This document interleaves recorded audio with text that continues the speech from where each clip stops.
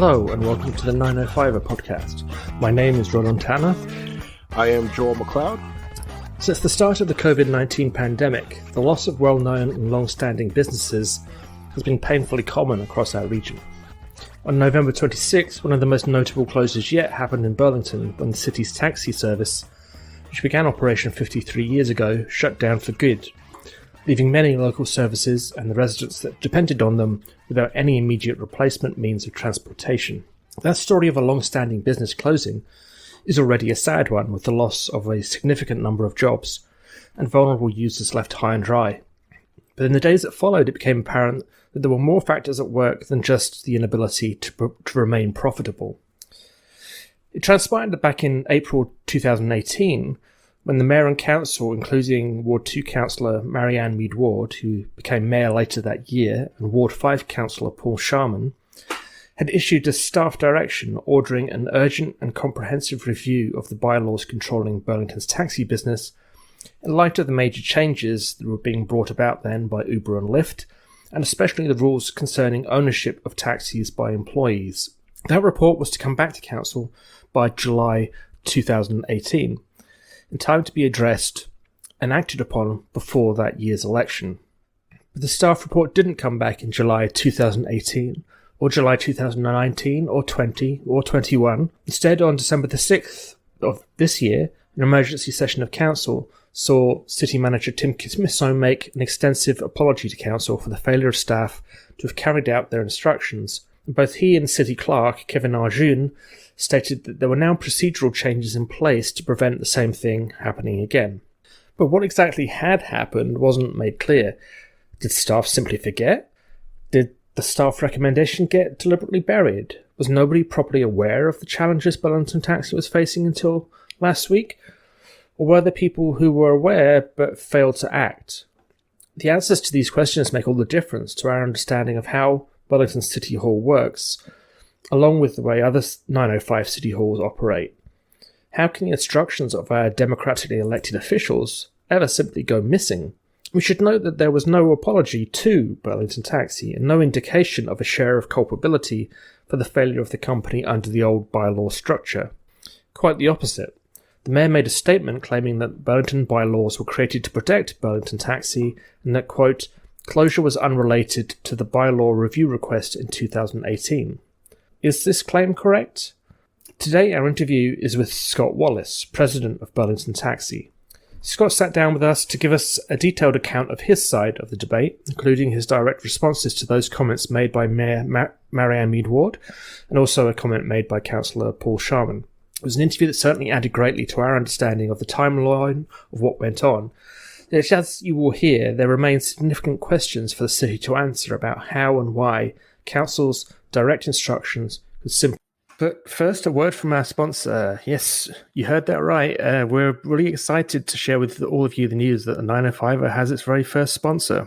Yes, the 905er is now sponsored by South River Brewing. Founded in 2009 and one of the original Northern Ontario breweries, they brew meticulously handcrafted small batch craft beer. Brewed meticulously with local ingredients and crisp, clean Northern Ontario water, South River Brewing is a unique brewery that is the pride of Northern Ontario. Finally, the North comes to the 905. South River Brewing just brews better beer, and I can say this from personal experience. They have excellent versions of a wide variety of traditional beers, from light lagers to smoky porters and stouts. Moreover, they use traditional recipes and even locally foraged ingredients from Northern Ontario to create balanced and complex ales that are about delivering the best overall flavour. The result is a really fantastic range of great tasting beers, like my personal favourite, the Blacksmith Smoked Porter, as well as their Buckshot Lager and Happy Landing Golden Ale, or their Liongrass Ale, which was voted most refreshing by none other than the members of the Provincial Parliament. And of course, there's their original offering, the traditional Scottish ale for a taste of the Scottish North from Ontario's North. And they regularly introduce small batch and seasonal ales too, like their Imperial Stout, the Rowdy Piper IPA, and their Wee Heavy Scottish Ale, which takes me back to some nights in Scotland where the heavies were not so wee. Listeners, I've tried them all, and there are always new South River Brewing beers to discover. Now, you don't even have to worry about going to the store or to the LCBO to purchase from the South River Brewing. Just go to southriverbrewing.ca to look at their fantastic assortment of beers and place your order. Currently, there is a $7 flat shipping rate and free shipping for orders over $50. And as an added bonus, listeners of the 905er can have a 5% discount on their online orders by using the promo code 905er, that's 905ER, at checkout. Again, use that exclusive promo code 905er at checkout to receive 5% off your online order at southriverbrewing.ca and get the best beer of the North delivered to your home here in the 905. Please drink responsibly. Be ignored. I'd like to thank Scott Wallace, the CEO and president of Burlington Taxi, for coming on the podcast today to talk about the recent news in terms of one of Burlington's biggest, well, I'm going to say the largest taxi cab service in the population. Scott, thanks for coming on to the podcast today. Welcome, guys. Thanks for having me on.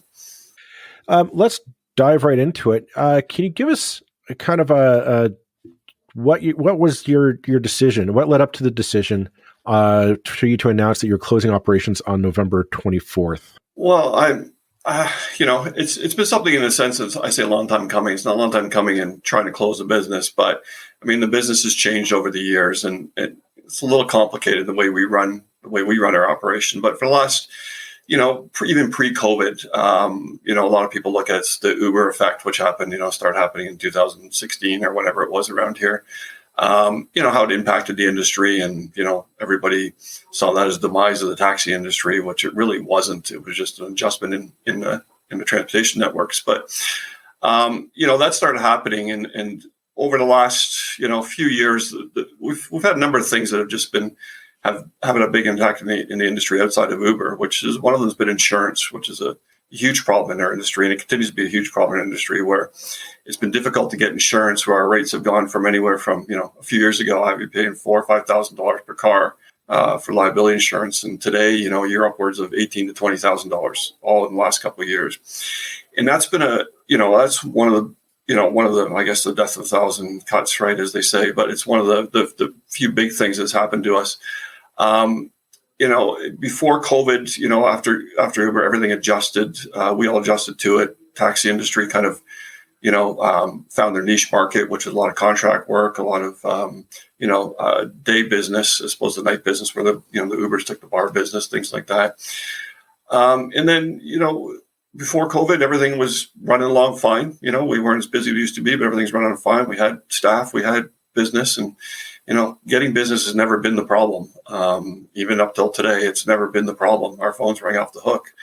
But when COVID happened, of course, we all shut down I went from between, we had 55 taxis on the road and 40 other school vehicles we had, but then the school shut down our contract. So we had, we were down to running 6-8 cars during the early days of COVID, or the first probably 6-8 months of COVID. And that was more to support people just to get to hospitals and because nothing else was open, obviously.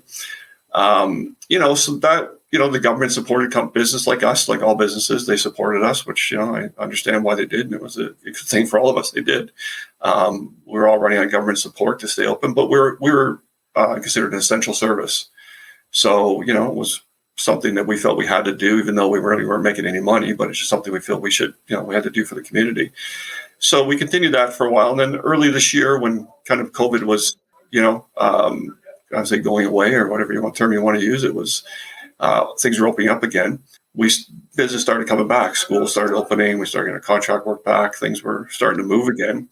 And as our business slowly started increasing, what we found was struggle for drivers, for people to work.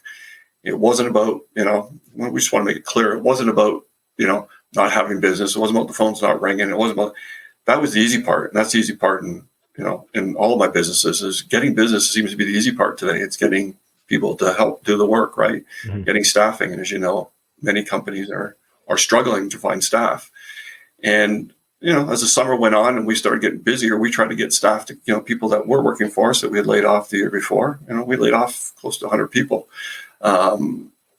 We tried to get some of them back. Some had found new jobs and some of them just, weren't ready to come back, whether it's a COVID issue because they're so close and, when you're in a taxi cab, you're close to people.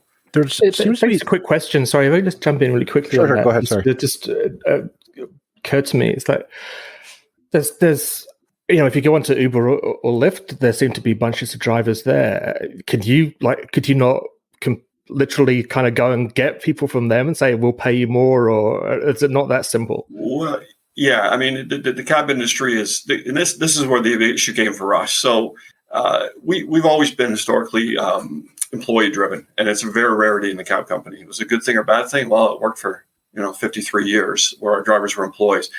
The rest of the cab industry, pretty much everywhere, has gotten away from that for years and years, and they were all independent or owner operators, they call them. So you would own a car and you would come to me and I would dispatch to you, and you just pay me a monthly fee or a weekly fee or whatever. Everybody has a different setup. In Burlington for years, the bylaws were written so that, again, for whatever reasons, it worked and everybody's, was happy with it, where you weren't allowed owner operators. So the fleet, the dispatch company, in our case, Burlington Taxi, had to own the vehicles, and the licenses that we leased from the city, we had to pay an annual fee for the city, had to be in our vehicles, had to be in own vehicles. And so we operated that model for a long time, for the employee model, I mean. And then in 2018, we saw a lot of this stuff coming. I mean, the Uber effect, and that's, to answer your question, is we wanted to change that model. 2018, we requested from the city to change the bylaw to allow owner operators, which every other city has. And the city, agreed, and the council we went from council and they agreed, and they thought it was fine, and they went to staff to do their due diligence on that and do what they'd have to do, and everybody, that was no real problem for it. But of course, staff was busy. Everything's just kind of we were still fine the way we operated, and I liked the way. I was just hoping to continue a hybrid model. But so in 2018, we asked for it. They had to do a whole study, which takes months, and 6 months, 8 months. And then it never really got anywhere, kind of got forgotten about to a certain extent. So we reiterated again. We asked again to say, listen, we need to get this changed in 2019, along with some other changes, because the bylaw was written in 2009. Which is, fairly archaic and need to be updated. And again, this wasn't we asked the city, they said they're going to look into it. But if I had a mistake, or, one problem I had was I didn't push hard enough. I knew I wasn't in a hurry, but they weren't, they weren't prepared to make those changes. So Scott, so just so our listeners are clear. So in 2018, you go to the city to request this bylaw change to allow you to restructure your business. Right. To allow owner operators, and you have a contract with them essentially. Mm-hmm. So you've restructured in that. So since 2018, you've been operating since then in this fashion. Yes. Have you had to restructure any other ways since 2018 to make a profit? No, because again, it was the way we were operating, we were working. We had enough business. We were making money. I mean, we were profitable. We weren't certainly near, pre-Uber stage of profitability, obviously, but we were stable. We were making money. We always struggled to find drivers, but nothing to the extent it was today. We always needed more people. But the taxi industry is always, every day is a high and low. So there's 2 hours a day that we're extremely busy, and then there's the next 2 hours we've got nothing going on. So, but we were profitable, and we knew that we had to change at some point. And, but it wasn't something I needed to change overnight. So we were asking for, we know it takes 6 months, 8 months to make changes in the bylaws. They have to do this, and I get that. And it's not, the city staff was awesome for us. And, again, if I had a regret, I just didn't scream loud enough, to make the changes. And then 2019 asked, and they said they were going to do it. They're going to look at it again. And then it got put off, again. I mean, I wasn't jumping up and down on them, but then COVID happened. And then, of course, everything just shut down. Nobody was working. Nobody was doing anything. And the story that's been sort of out there on Twitter to an extent, and I think maybe in some of the other sort of Burlington websites and things, is that after 2018, City Hall simply forgot, and that there was the direction in 2018, and then nothing happened. And that's not actually what you're saying. You're saying you had ongoing dialogue with the city over the last 3-4 years. Well, we had, yeah, you're right. We did. So we had the council told staff to go and review it and do what they have to do. And then so I had meetings with staff. This is what we want to change, and there was a bunch of different things we wanted to change. There was a list of 10 or dozen things that we asked for changes. So if you're meeting with City Hall staff between 2018 and 2020, do you know what happened? Why City Hall staff never put? Because there's this story about, apparently there was this directive by council in 2018 to direct city staff, go examine bylaws. Right. Let's learn how to update them to make this service better serve Burlington citizens. And then, as Roland said, the understanding is, the story coming out from certain people is, it just dropped off. You're saying, no, you were having conversations with City Hall all this time. Do you know why? Slow and, why no report was ever issued back to City Council? I can't answer that. I mean, I asked them a number of times. I mean, we've got letters, emails, all the stuff that we've requested from the city that we've sent to the city recently. And we sent to them as part of this last month when we told them, what changed. So these dialogues were happening. It wasn't like we were talking every week or every month. We were talking every 3 months to staff. And then we had meetings. And then it was like, okay. And in the staff's defense and everybody's defense, I mean, they're just really busy. And again, I should have pushed harder. I should have jumped up and down, yelled and screamed, and I probably would have got it back then. And that's one of the regrets I have. But why did it push off? That's a good question. I mean, that's a question for the city. I don't know. Right. I know they're just, they was busy, and they would tell me that. And, we had a good relationship with the city and the staff. We always, we did our job. We followed the rules, and they were happy with us, right? We were, we just weren't a problem for them. Where, like towns like Oakville have a full-time bylaw person for taxis, whereas City of Burlington, I barely even know who they are, right? Because everything just worked well. But what really happened was, you're right, we had the dialogue, we continued to have the dialogue on and off. 2020 came, COVID came, everything just kind of shut down. No one thought about it. So when this past summer, when we started getting busier again, and I assumed, okay, we're going to get this change. We got these changes got to be made. What happened in October, mid-October, was insurance problems came around. My insurance is due on the end of November. I was told, and we don't get much notice with insurance companies, that my insurance rates were going to go up significantly.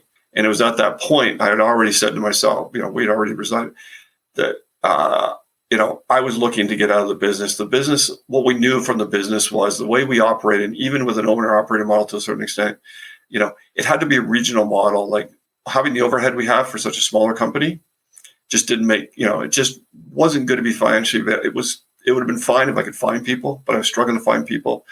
So we were looking at, selling the business and getting out of the business and looking for something different. And we were, we had approached a number of companies to look at it. And, because the businesses weren't, taxi industry wasn't, because we were struggling not to find people. I mean, people were trying to take advantage of the fact that we just were struggling to find people. And we knew that the only way that we could make it sellable, or someone else would want to be interested in it, if they had owner operators. Insurance, mid-October, the insurance company came back and said, we want this exorbitant amount of money. And I was like, there's no way I'm going to pay, I can't afford to pay that because I can't find people to work. And again, my phone's ringing off the hook. I was struggling. We're spending thousands of dollars a month trying to find people. We just couldn't find anybody to work.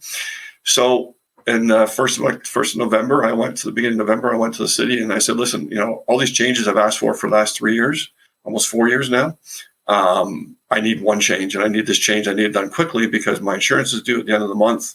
I'm not going to be paying that. I'm not making money right at this point because of lack of employees. I'm looking at an acquisition for another company. It's going to be a regional company. They're going to be a regional call center. They're not going to have the overheads we have. And we need to make this change, have a continuity in service.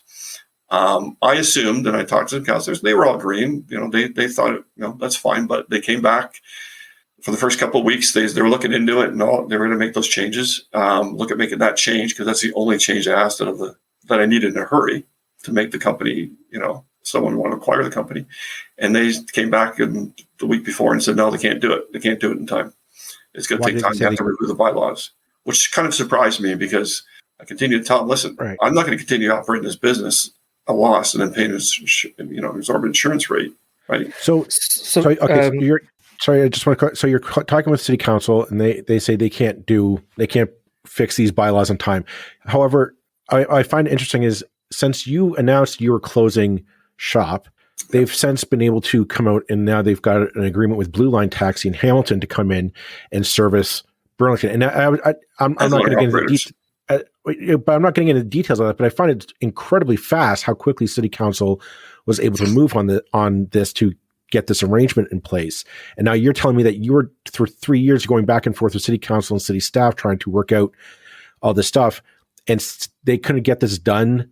But and all of a sudden, City Council could get this done within a month, less than a month from you saying, "Well, we're closing the doors." What's your takeaway on that?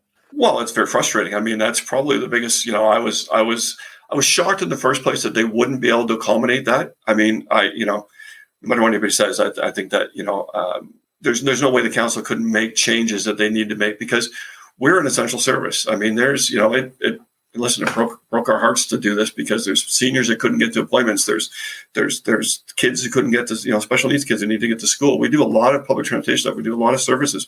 We do a lot of community work that we give free transportation to people that need to get special places every day. And, I reiterated to the council once they came back to me, I told them in the beginning that, we have to continue the service and we want to have a continuity of service. But, I didn't expect the insurance rates to get so high. I didn't expect all this stuff to happen in the last 6 weeks, previous 6 weeks to November 30th. So we need to have this change. And it's one of the, it's only one of the many, many bylaw changes I've been asking for a number of years. And, I told them the repercussions of this. And, a few weeks later, they came back, and whatever reasons, legal, whoever told them they couldn't do it, they couldn't do it. They told me they couldn't. A week later, they had a special meeting and they made the changes that I requested. And so the outcome has been that the Blue Line taxis from Hamilton are now going to have an owner-operated based business in Burlington. And there'll be others, I'm sure. Which is exactly what you asked for. Yeah, that's exactly what I asked for. And the mayor made a statement last week. Now, this has all been somewhat superseded by events, but the mayor made a statement on November the 24th that the old bylaws were written to protect Burlington Taxi, and that closure was unrelated to the bylaw review request in 2018. And you reacted fairly strongly to that. Just reiterate what you felt was unfair about the mayor's statement on the 24th. Well, it was completely false. It was not true. I mean, the mayor was on the council when they made this decision back in 2018.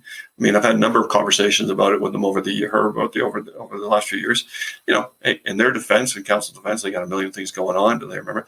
But to say that the bylaws are written in 2009. The City of Burlington hired a consulting firm, BMA, I believe it was called, hired a consulting firm to review the taxi industry and rewrite the bylaws for 2009, because before that they were probably written in the 1990s.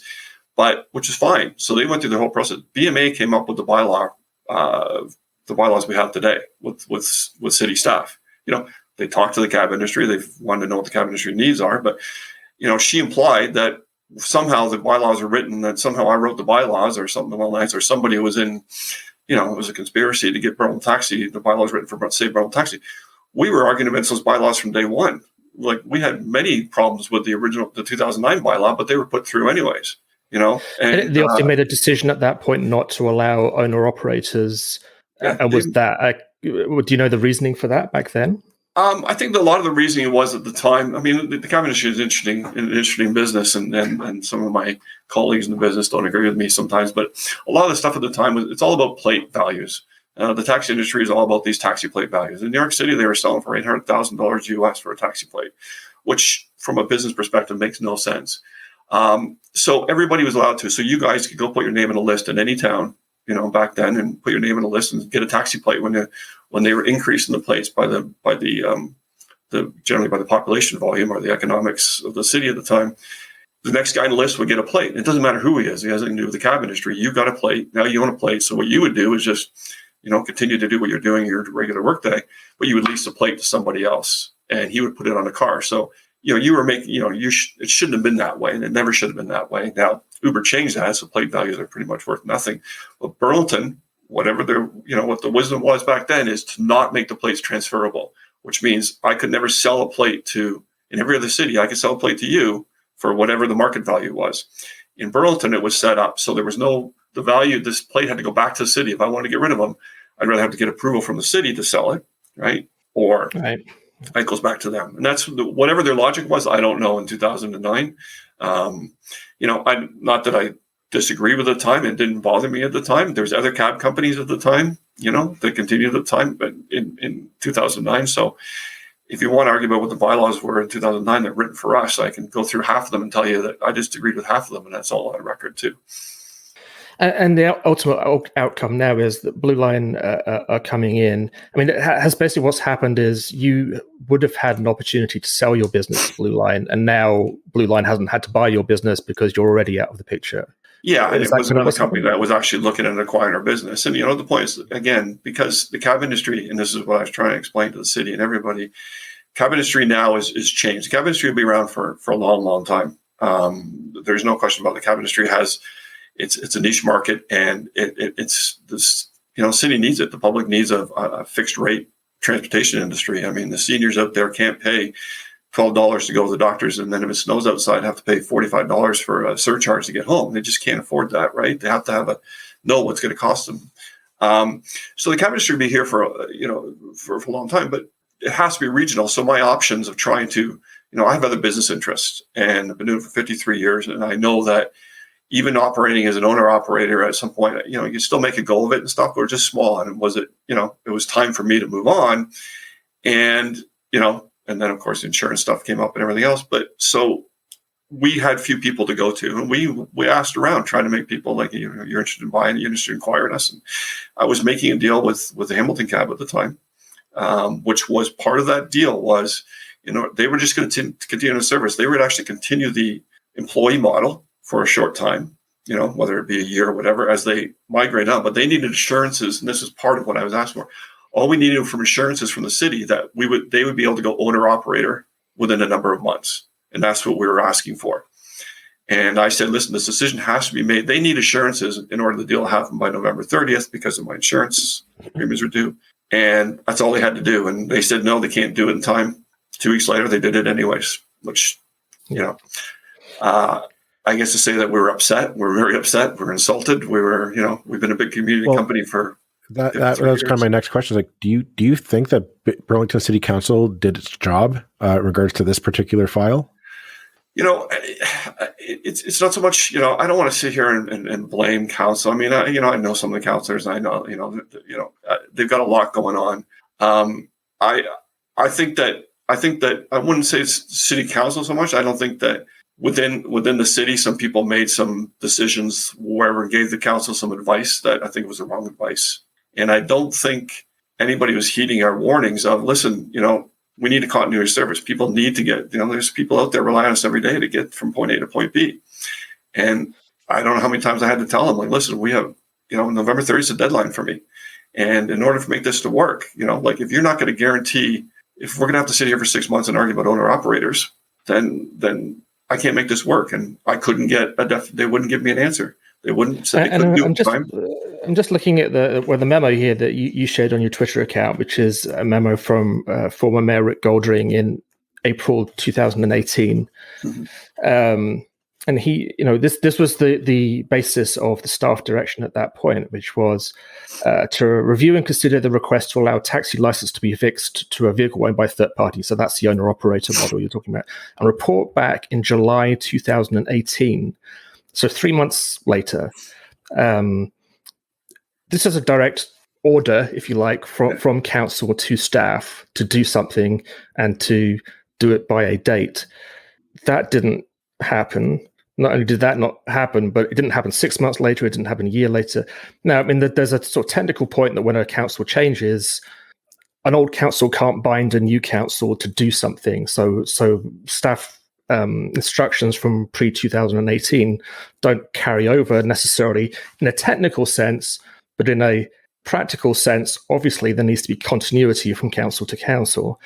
So it seems like, regardless of the bigger picture of this, in order to do something quickly from the mayor and council got totally ignored. So there's a distinction between staff and council here, isn't there? The council back then was trying to do the right thing, and then the institution of government that we call the city hall did something else. So it's It's an interesting thing, and I think it really, it's like if staff are not doing what council tells them to do, then what else are they supposed to be doing? It's very interesting. Yeah, I mean, and I don't want to throw the staff under the bus here by any means. They're as they would tell you all the time, they're busy, they're understaffed, they got a million things going. I get it, and again, I regret if I had a regret. I didn't push them hard enough. I wasn't the squeaky wheel, right? I was trying to do this in a professional manner and taking I knew I didn't need it tomorrow. I knew everything had to go on. I should have been jumping up that long ago. Did they? I think that based on all the conversations I've had with a number of people, over the last week or two, particularly the city and stuff, I think one of the things that is maybe something will good come out of it. I mean, it sucks for me and it sucks for all my drivers and people that are going to continue to lost their jobs. But, that they're going to look at these things and take these things serious, have a process in place, a better process in place to deal with things like this.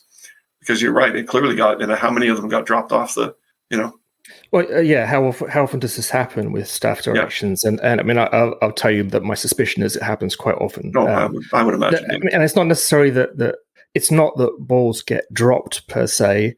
Balls get taken out to the long grass and hidden. Exactly. Exactly. And it's this is not a Burlington issue. This is a way our city halls operate in Ontario problem. I just wanted to address. I mean, the question of insurance. Now we all moan about insurance costs in this province, which are incredible.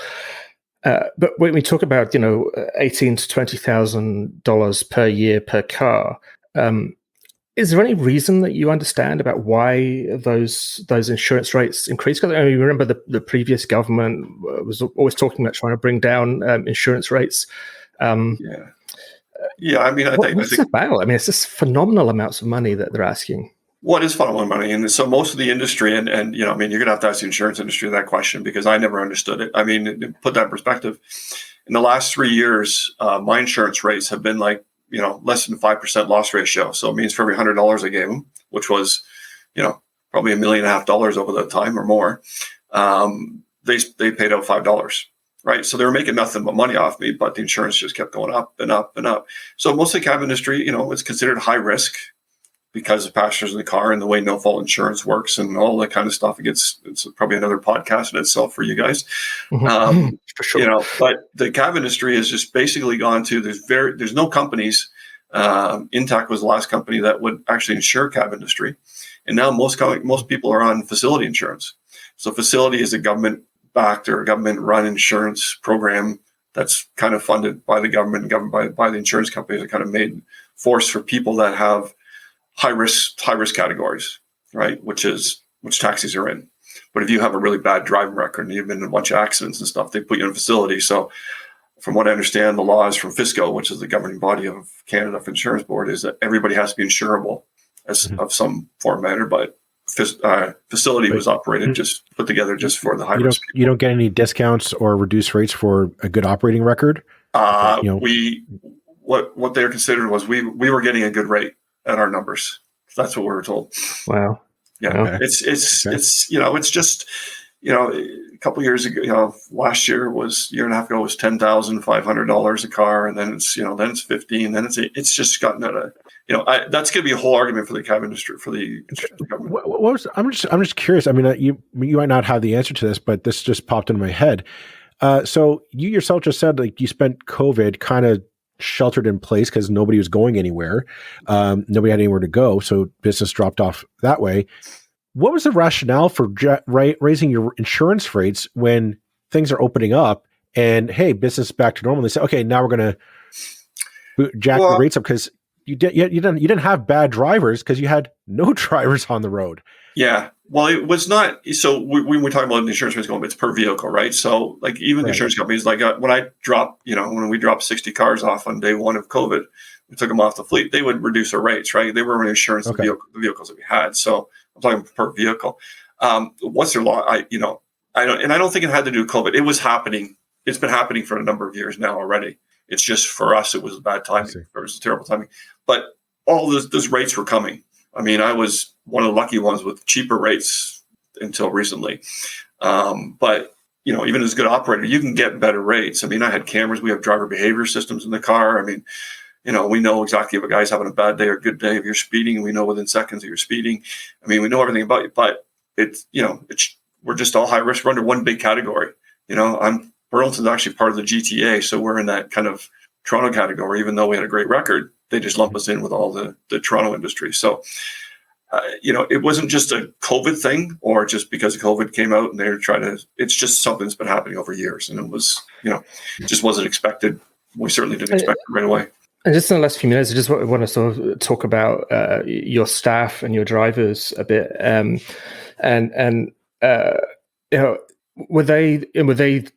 Were your drivers employees, or do you sort of contract them? No, they were employees. They were all employees. So. Yeah, they're employees. So it's, because with the city bylaws, if you have to own the car, if you lease a license, so the fleet had to own the car. And because of labor rules, I mean, we would like them to be independent contractors, but the way labor rules are that if we own most of the tools, which in our case was the vehicle and the license, then they have to be considered employees, right? So if they're owner-operators, they'd be considered independent contractors. I mean, are those guys going to be able to pick up work now with the new company coming in, do you think? Or do you think, or what's their position now? Are they just out of work? Well, it was unfortunate because I don't know, 3 weeks ago maybe or whatever, the week before we were told by the city that it couldn't change the bylaws. We had made the deal with the other company. We made the deal that they would continue on as they were as employees for the time being. So they were all going to continue with their jobs. And they were disappointed that, we weren't going to be there. We've been around with a lot of these people have been around with me 25, 30 years, a number of them. But, we had 280 people working for us 4 years ago in our fleet. We were down to maybe 35 by the time that's how the situation went. But they had the opportunity to go there.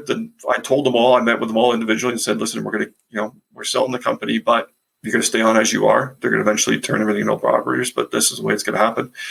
Everybody's happy, they keep their jobs. And then 4 days later, I got the news and I had to turn around and tell them, sorry, you're out of a job. There's nothing I can do about it.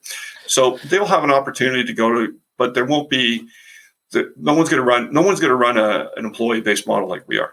It can't work in this industry anymore. Not when the whole world is independent contractors for everything.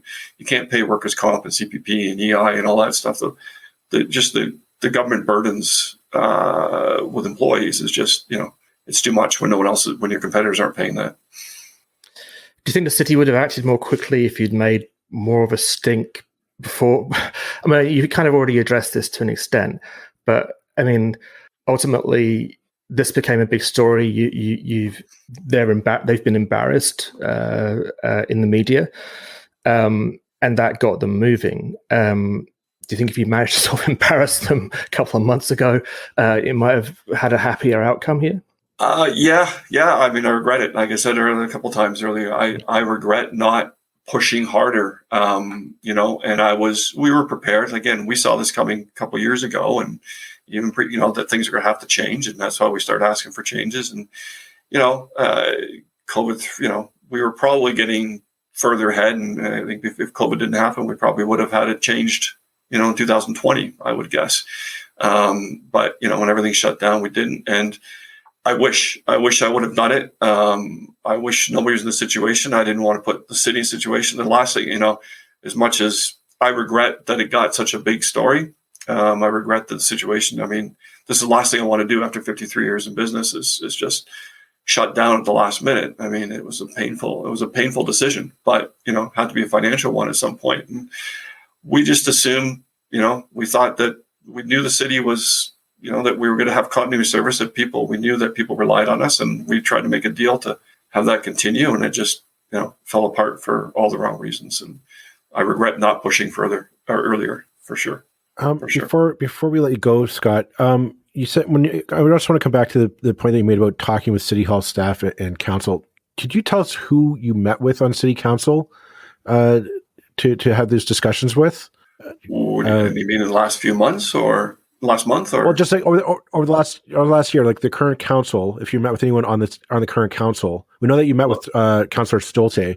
Well, we met with we've met with a number of the council. Like, I don't think I met with Councillor Stolte. A couple of the councillors, just talked to him briefly about it that we're pushing for and stuff like that. And on and off, but it was more of a staffing thing that we would talk to. But with the councillors, it was, we only really started talking to them early in November when we really started pushing for it. But I mean, people were aware of it. It was not like it wasn't there. Okay. We were aware of it. And we just, in early November, we've asked for, again, in 2018, we asked for a dozen different changes.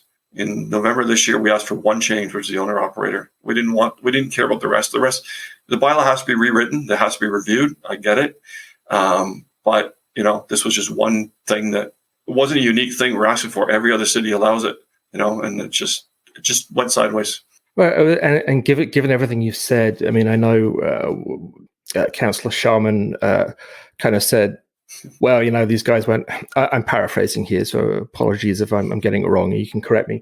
But, well, these guys just went out of business because of Uber and Lyft and tough beans, and maybe our old folks should just get Lyfts from now on, or Ubers. That was the gist that I understood anyway, that he said, yeah. and that would seem, well, you give your reaction to that comment, given your communications with City Hall since 2018 with the council, that Councillor Sharman was part of those discussions during that period. Right. Honestly, it was a ridiculous statement. And again, we couldn't believe that he'd make a statement like that after, he had talked to us. We, trying to understand the industry. And I would hope that if anything comes from this, that councillors will understand before they start talking when they don't know what they're talking about, saying things like that.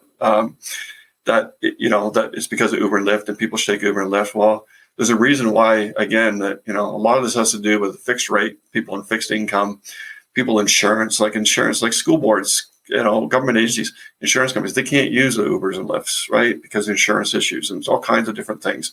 We carry $5 million liability, and carry $8 million liability insurance per incident. I mean, they carry $500,000. I mean, they just can't, that's why they can't, a lot of corporations won't even use these companies.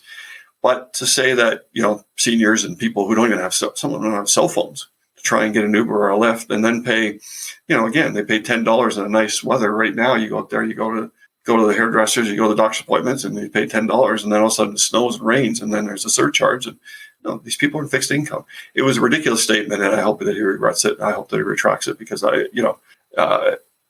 it was embarrassing for him. And again, his comments were that, I think his comment to one of his constituents was that, we just had no more business, which is not true. There's lots of business out there. If I had employees, if I could find people to work, I have other business interests. I have other businesses. It's different than the cab industry completely, but, we have, 50, 60 people on our staff, my other businesses. And I still need people. I could still use 15, 20 staff in there and good paying jobs. I just can't find people. We turn down business. In tax business, the same way. I turn down business every single day because I could not support it. And it was painful to watch people waiting an hour for a cab when, there's nothing I can do about it. We did everything we can. So that's when we are now. Okay. Well, I see we're coming up on our time limit, so I think we'll wrap it up on that note. So thank you, Scott. Scott Wallace, CEO/President of Burlington Taxi, for coming on the 905er podcast today. Thank you very much for your time, Scott. No, I appreciate it, guys. Thanks for having me on.